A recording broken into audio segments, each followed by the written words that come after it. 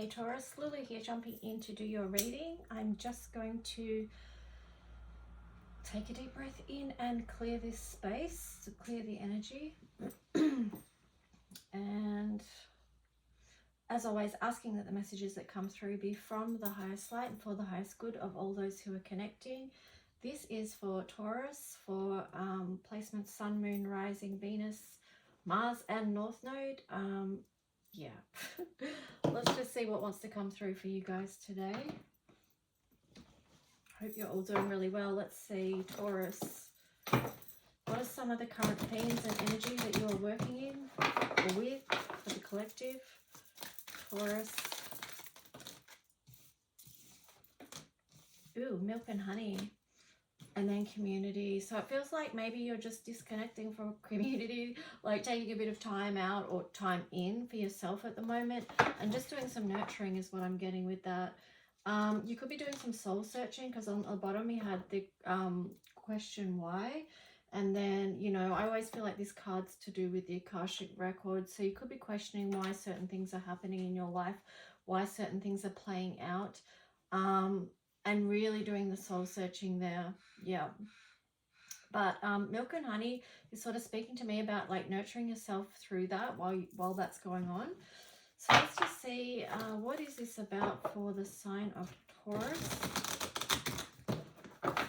What is the tarot story that wants to come through?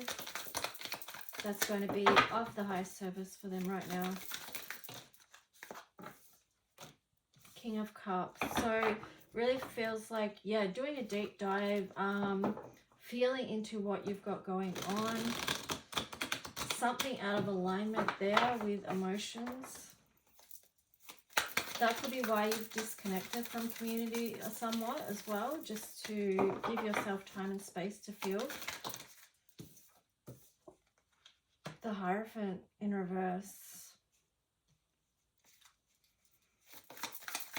I feel like some of you may have lost faith in something. Yeah, you've got the Ace of Cups in reverse and the Ace of Swords. So,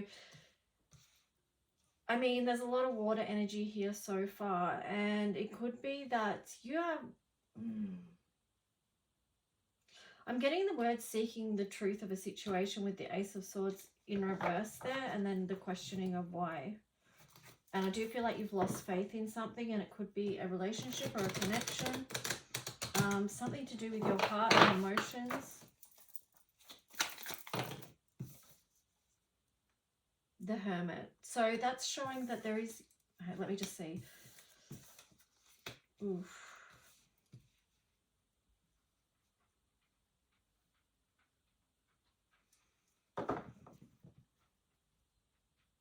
Wow, okay. And then underneath you've got the Eight of Cups in reverse. So whatever this is, I do feel like it's hard for you to walk away from this.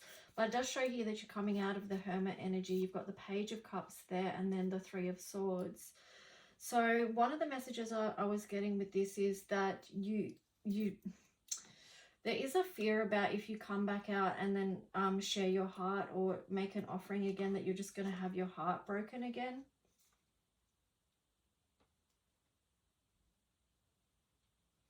Either that, or you've been within and you've seen the truth about a love offer, a love connection that broke your heart. Either way, it just feels like the broken heart is like a huge aspect of it, because you've got the Ace of Cups in reverse, you've got the King of Cups in reverse, and you've got the Three of Swords.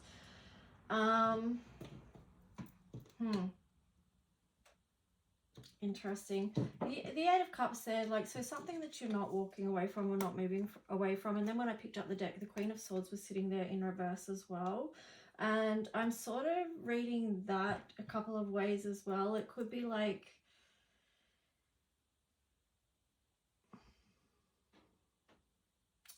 One way I'm reading it is that you could be going to risk your heart again. You're not guarding your heart. You're more coming from your heart space than your, you know, your analytical space. So pick that up. There's the Judgment card on the bottom there. The Sun. Yeah, so let me just see. I'm going to shuffle this. But yeah, that's what it feels like to me, that you are going to risk this again. But let's just see what the other cards say. That's just what was coming through from them. the risk you take with love, hey? Getting your heart broken, like. So they've got the Knight of Wands in reverse.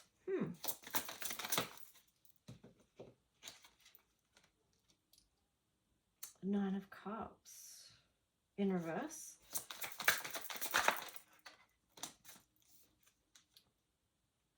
The Star in reverse.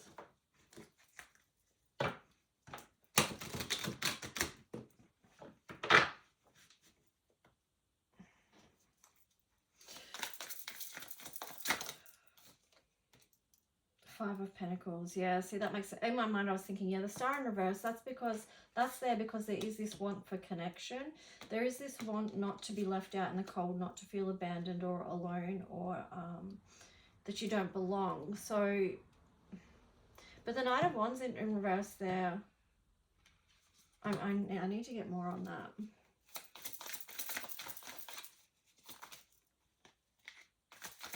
What's the Knight of Wands and the Knight of Cups in reverse about? King of Cups in reverse. I forgot to do a warning at the start of this video that my dog is out the front and you will hear barking. And sure enough, there it is. Yeah, because with the Knight of Wands, I was thinking, well, you know, it did say that there was a show that there is going to be a moving back towards this, but then you've got the Knight of Wands in reverse. So that's to me like, oh, no action is going to be taken on this. There's not going to be movement forward. And then the Nine of Cups, it's like there's something there about unhappiness, not being happy within life. Hopefully she's going to stop in a minute, but let's just see. Two of Wands, right? Yeah, so the unhappiness coming from that could be because a decision needs to be made. So if you're stuck in a position where a decision hasn't been made about something, that can keep you in limbo. It can keep you in conflict. And remember, when I picked up this deck, the first card that was underneath was the card of Judgment. So that is making a decision about what is aligned for you.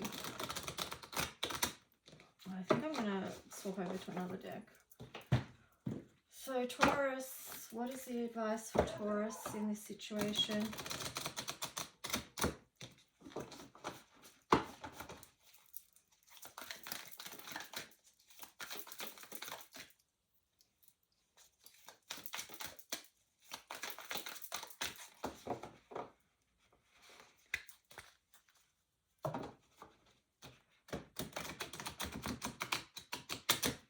One thing I'm getting is my eyes being drawn to the milk and honey. It's like, keep doing the good things for your life, you know, because that's what's going to help you come out of conflict. Even if you just make that decision, you know, just to focus on what feels good and is good for you. That's going to help you with this emotional stuff that's going on that we saw in the first row of cards. And I would say it's something you also need to move towards and take action on. And that's what's going to create a beautiful life either way. So let's just see. Crown chakra, that came up in Aries as well. So, I mean, that kind of links in with the Judgment card as well, because you need to be aligned with what the highest light and the angelic realm is wanting for you, you know, because it's number 7, it's bringing heaven down to earth. That is the milk and honey.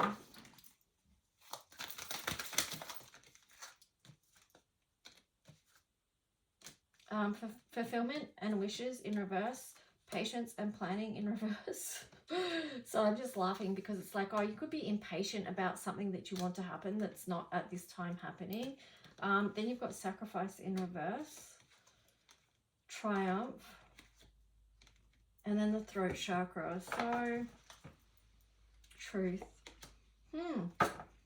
That came out in Aries reading too. Something about the truth needing to be told. But I feel like whenever you do speak your truth, that is a victory, you know, if you can use your voice and speak your truth about what is true for you. Because I do feel like for some of you, it could be that you've been sacrificing something. And then for others, it's like you haven't been sacrificing enough. Sacrificing is not a great word. I don't like it. What's another word we could use? I just feel like in a way it's effort, but it's not effort. It's something else, but I can't think of the word. But I mean, yeah, that's like with any connection, you know, people have to be able to give, and sometimes it's, you know, you've got to be able to give. Like, you can't just take and not give. Like, so, but that's the balance, isn't it? Or the unbalance of some connections, that, what, you know, some can be too giving and then the other too taking, vice versa. So that can be an issue. Let's see what the numerology is going to be for the sign of Taurus. So yeah, just speak your truth, you know. Communication, change, self-discipline, patience. Okay, so there is something about patience here. There is something about divine timing. Be disciplined in your own life around what you need to do for you. Make the changes that you need to make for yourself. And let's see what the Astro cards are. Jeez, it can take self-discipline to be patient though, can't it? Like, I'm not great at patience. I find it very challenging. So let's just see. Midheaven, Pinnacle.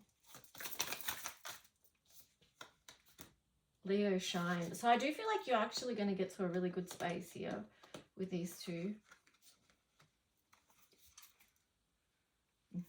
On the bottom, Retrograde, Review. Trine, Sextile, Symbiosis. And then 12th house, Introspection. So I feel like this is about getting reconnected, because you know how you had Community in reverse, but then you had Hermit in reverse as well, and now you've got Introspection in reverse. So this is about becoming, like, enough time of introspection. You know, you can have a time of review, but then you've got to come back out and harmonize whatever it is that you've learnt, or that you've felt like you could make changes in that area. And you know, this is connection with others, this trine and sextiles, this symbiosis. Like, it doesn't happen just like in solitude, it's in connection with others. So that's where your opportunity is to shine. That's where you get to this place where it's more balanced.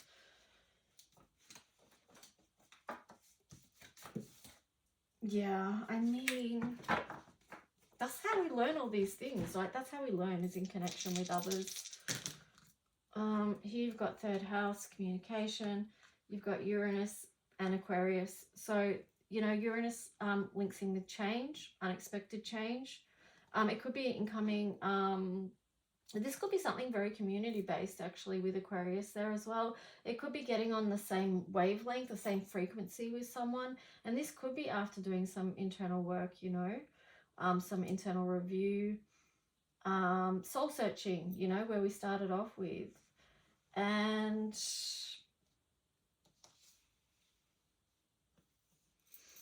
I'm just getting the word, don't be afraid to make waves. Yeah, and don't be afraid to make waves and change things up a bit. Like, that's how you grow with this 3 here. Anyway, Taurus, that's what I've got for you. Please like and leave a comment if you do like and want to leave a comment, and subscribe. And I hope to see you again soon. Bye.